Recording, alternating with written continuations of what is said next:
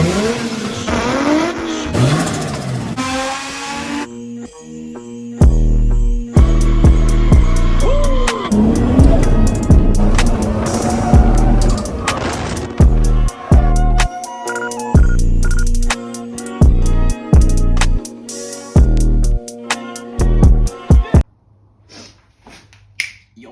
up, fellas?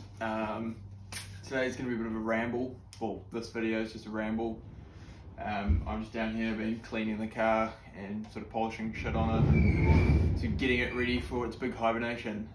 So I thought I'd do a video on sort of how I came to have this car and what the plan for it in the future is and stuff, because it's a bit of a rocky road and it's definitely tested me, as I'm sure a lot of you can relate. When trying to build cars and enjoy them and stuff. If you follow my channel or if you've looked at my previous videos, you'll see that I had a white S14 and grey Laurel for a bit. Still got the grey Laurel. But I did a bit of track days on the S14 and I was kind of put off SRs anyway, but after that one run of bearing I was just like not stoked. I decided like I really wanted a Laurel for the track, but I didn't want to use my grey one because it's all road legal and certified, and I just didn't want to bin it. I should have. If I look back now, I kind of wish I just drifted that car. But I was like, no, I want to build something, a Laurel for the track, and I want it to be mine. I want to start with something stock.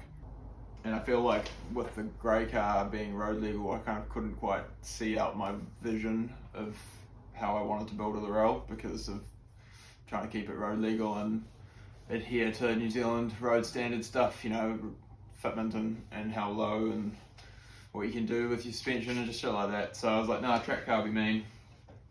And seen a lot of people doing K-series swaps and Silvias in America and stuff, and I thought, you know, it might be kind of expensive to get one in or a lot of work, but I figured once it's in there, it's a cheap replaceable block, and the gearbox I was going to use was going to be a R151 Toyota box, and they're quite cheap and easy to find and strong. So I was like, yeah, it'll be a lot of work, but it'll be fun to build and it'll be like a reliable package. So I picked up a diesel car and started on that, and then kind of realized that it was a bit rough and I didn't want to have to restore the whole car before even starting to build it. So I had that for a bit. There's videos of that on the channel. Ended up getting rid of that, and my dad was talking to me, and he's got a mate who used to, or I don't know, might still do it, but has access to the auctions in Japan. And we started looking, and there's actually Laurels for like pretty cheap, really, if you wanted a stock one and you weren't trying to get it road legal.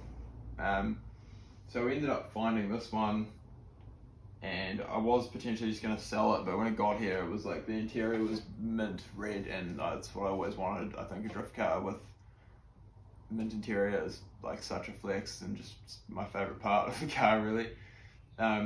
So I ended up with this, and I had all my K-series stuff, sump and the mounts and the gearbox and everything all ready to bolt in, but I refrained from pulling the motor out of this because I hate it when you can't move the car by itself. I want to have it not moving under its own power for like the least amount of time. So I thought I'll build the chassis around it, you know, and just leave the stock motor in there. So I started doing all this subframe, the cage in and the seats, and the body kit had been on order all this time. So yeah, started building the car around the engine, and then I was like, oh, we'll put the K-series in after. And somewhere along this line, I've been thinking about it for a little while, but me and my partner were thinking, well, we need to do a bit of travelling, or at least get out of our hometown for a bit. And, you know, housing's super expensive there, and we thought, because we're from New Zealand, so we thought maybe we'll go to Australia. And I was thinking kind of the whole time, like, well, I can ship this to Aussie, so that'll be all good, like I won't give up on it. And our sort of date for when we wanted to get on with our travels was kind of coming closer and closer, and I didn't want to like spend too much money on it, especially if I was like not going to get to drive it. And the whole K-series thing I really wanted to do properly, So I was like, well, I'll still do that, but for now, I just like to sort of finish the car to a point and get a few laps in, do a bit of driving. So then I was like, well, I'll just manual, because it was automatic at the time, I'll just manual swap it and then take it to the track. 20E, it'll be slow, but still hack it, right? And I unbeknownst thought, I could turbo the 20E, like that'll be kind of funny, and thought about it a bit, ended up sort of committing to not doing the Honda motor yet, so I sold my K-Series and all the parts for that, manual swapped this, took it for one drive, and it was like, this is not happening, like, this is way too slow. You could drift it in a car park with lock diff, but not anything properly, It's just too big a heavier car for like less than 100 horsepower, Well, I don't know how much power they make, but it's fuck all. So I was like, yeah, fuck it, I'll turbo it. Like, and I've always wanted to turbo a engine that's already in a car, like a stock motor, like whether it be an RB or just anything. Like, I just love the idea of just turboing something. So that seemed really fun, and yeah, we just hooked into it. And it's just taken a lot longer than I had hoped it would. Some of it's been waiting on parts, some of it's been waiting on things, I don't know, but the sort of date where me and my missus wanted to move away was just getting closer and closer. And then we were like, okay, well, if we're going to leave New Zealand, let's go to Japan on the way. And we had this idea of just going for a few months or a month or whatever, but it's kind of turned into something a little bit crazy. And we've got working holiday visas, and we're gonna just go try live in Japan for a year.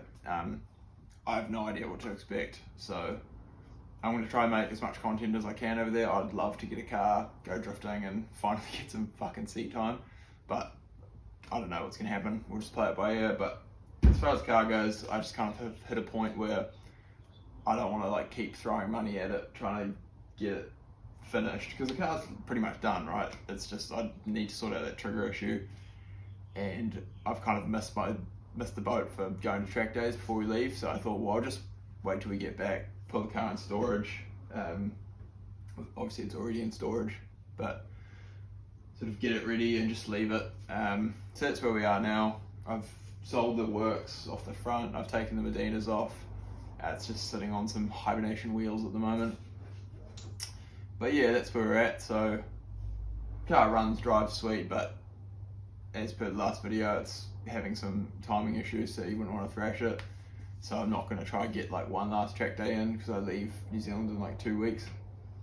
So yeah, in the future, we'll get back into it, try to go further with the 20E, maybe do another engine swap. I don't know what the future holds, but that's where we're at for now. And I just kind of wanted to do a bit of a timeline story of the car and how we ended up where we are, I suppose. To be honest, I'm like pretty gutted about a lot of it. Like, I put a fuckload of work into it.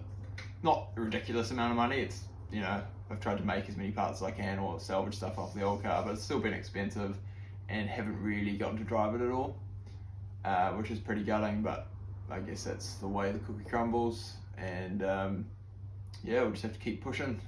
But yeah, thanks to anyone that follows along. If you want to see shit out of Japan, what I'm getting up to, please subscribe or whatever, like the videos. I'm sure it helps the algorithm. Or follow me on Instagram. I'll put my link in the description. But yeah, again, thanks for watching, and see you next time.